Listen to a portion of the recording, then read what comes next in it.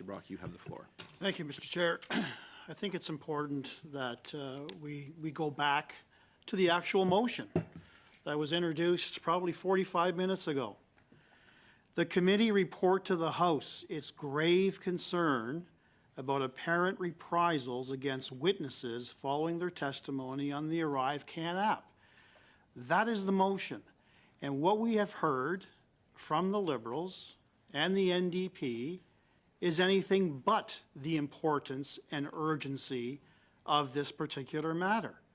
The House needs to have this matter before it so that all members, all parliamentarians, have a chance to speak to this. You know, Ms. Shanahan uses comments about urgency and how important this is, and we want to telegraph to Canadians that we're taking this serious. We take our job serious.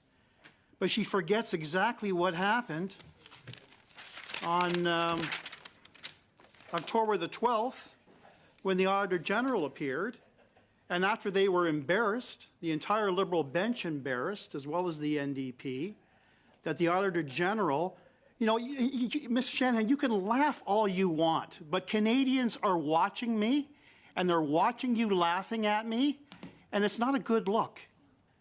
You and your party and the NDP deliberately shut down the ability of the Auditor General to answer questions for a 2-hour period. Yes, Ms. Shanahan. I am being spoken to directly, so I would like to respond to that. That is there is no shutting down going on. We were proceeding with this work on bonne et due forme. Thank you. And Mr. Brock, that he doesn't like the timing of it, I'm sorry. I can't help him there. That is a very good reminder that point should be referred to the chair. Chair. So, yes, I appreciate your understanding, Mr. Brock. Back to you. And she can remind Canadians of what she did, but the fact of the matter remains that after they were embarrassed, that the government did not inform, nor the CBSA inform the Auditor General, who was starting an investigation now that the RCMP were involved, was an absolute embarrassment. The Auditor General confirmed she only read about it, knew about it, after reading the article in the Globe and Mail. I was the one that asked that question, Mr. Chair, and the moment I concluded my round, this was the first round of questioning to the Auditor General, the first member of the Liberal bench who had the floor moved to adjourn, which I believe was Ms. Khalid, who moved to adjourn, and they had the votes to adjourn the meeting, thereby wasting the ability of the Auditor General to shed light on the full parameter of this ArriveCAN audit.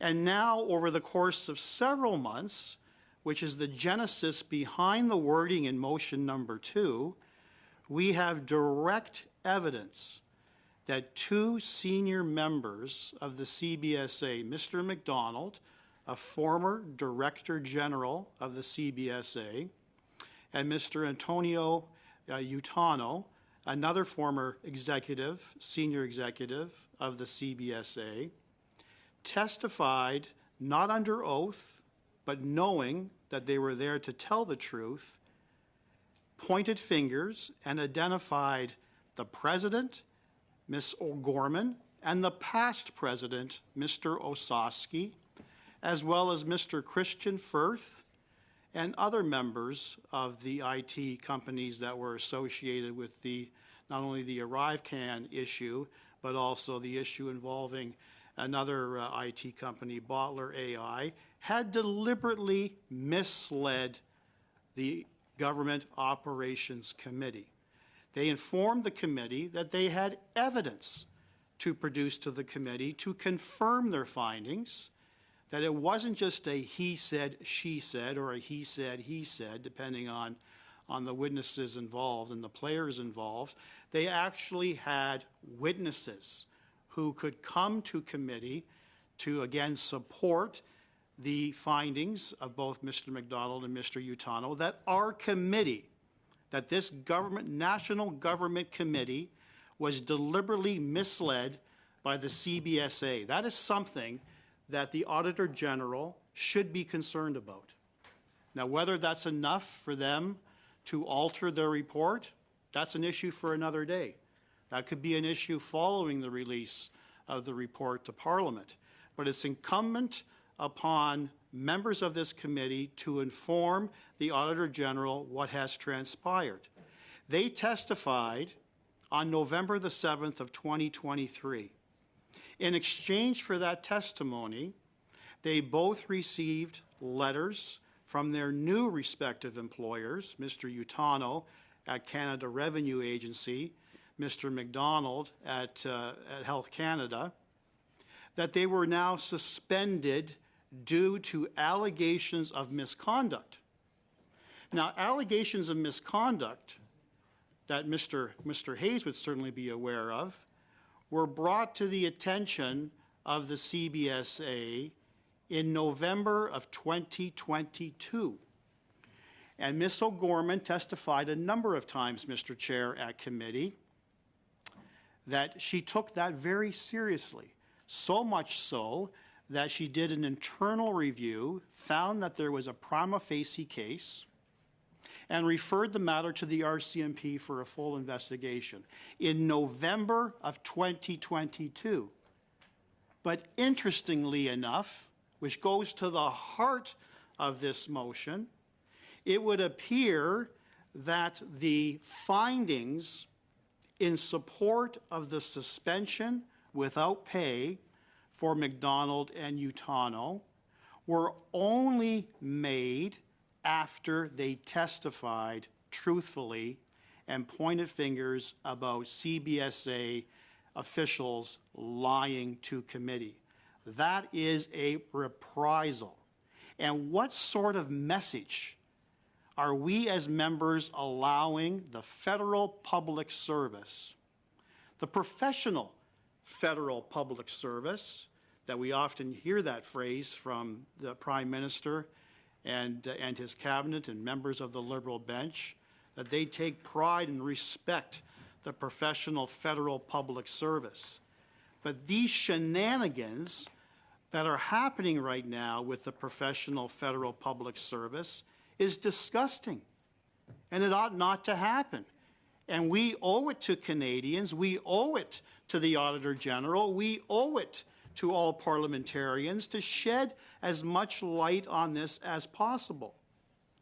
Mr. McDonald and Mr. Utano are both on medical leave, supported by documentation from their respective doctors as to what personal health toll they coming forward has had on them. The accusations, the death threats from the Canadian public that they have received is concerning. They also have the specter of being investigated or under investigation by the RCMP.